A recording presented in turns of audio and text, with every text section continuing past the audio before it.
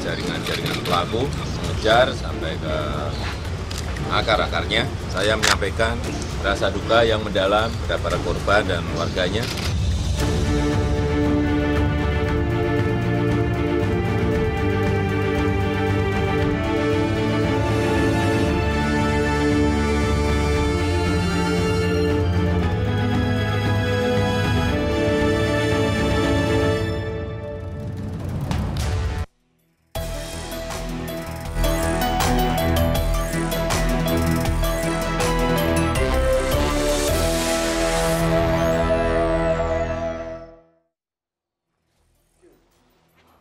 Halo, selamat petang pemirsa. Saya Abraham Silaban akan menemani Anda selama 1 jam ke depan dalam program iNews Prime.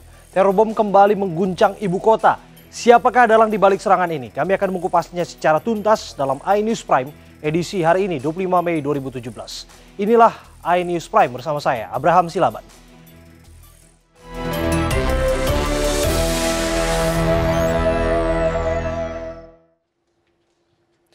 Ibu kota Jakarta masih menjadi sasaran empuk bagi para teroris untuk melancarkan aksinya. Aksi bom Kampung Melayu adalah serangan mematikan kedua yang terjadi setelah serangan bom di Jalan Tamrin awal tahun lalu.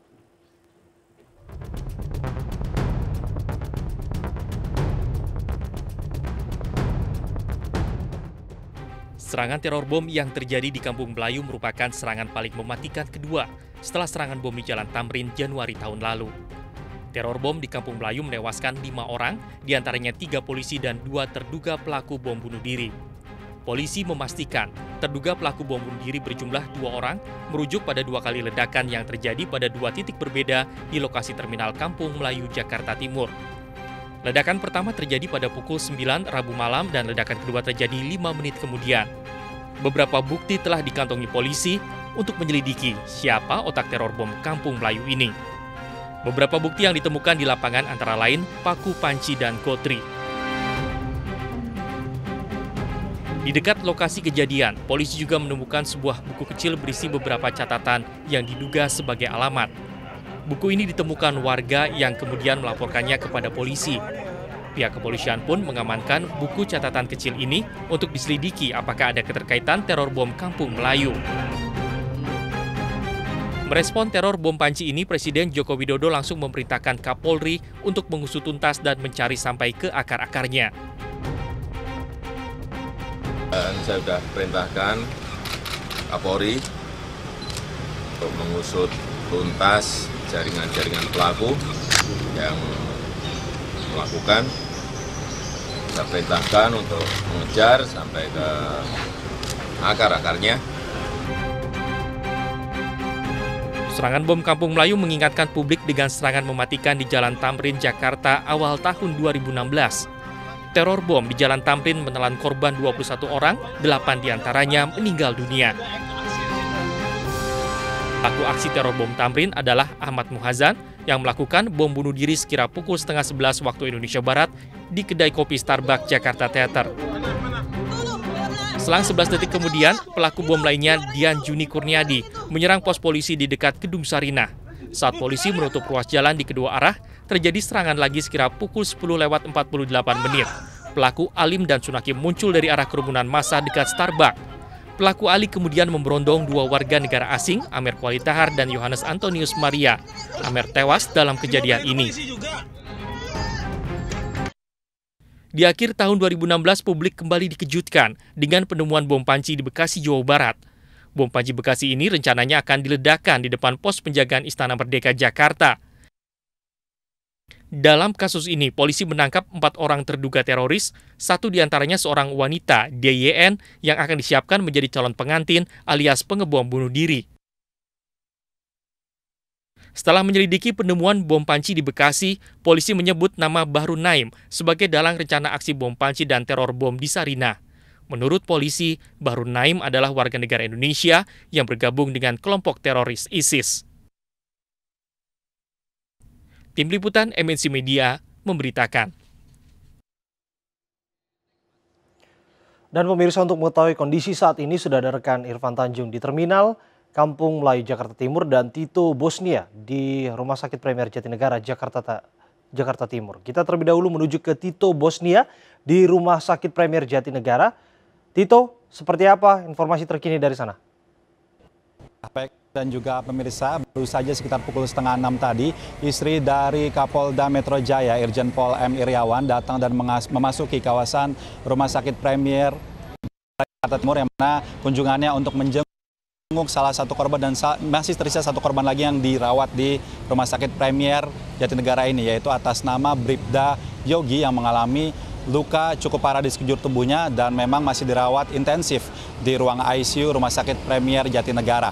Dan memang sebelumnya sekitar pukul 3 sore tadi sudah dipindahkan sekitar 3 korban luka lagi, Abraham, yaitu atas nama satu merupakan anggota kepolisian yaitu Bribda Ferry serta 2 warga sipil yaitu Agung dan Jihan, yang mana kepindahan 3 korban luka tersebut ke Rumah Sakit Polri dengan tujuan untuk memudahkan proses penyelidikan dan keterangan saksi dari korban luka akibat ledakan kemarin, serta untuk membantu proses pemulihan bagi para korban luka tersebut. Dan memang alasan Bribda Yogi belum bisa dipindahkan karena memang dirinya yang paling parah mengalami korban ledakan dari ledakan yang kemarin tersebut, Abraham, yaitu mengalami paling parah yaitu di kornea matanya dan harus dirawat dan memang sudah menjalani operasi tadi pagi. Dan nantinya sekitar 7 malam maksud kami, Abraham, akan kedatangan Wakil Presiden Yusuf Kala ke dalam Rumah Sakit Premier Jatinegara ini. Demikian yang dapat kami laporkan, Abraham. Terima kasih.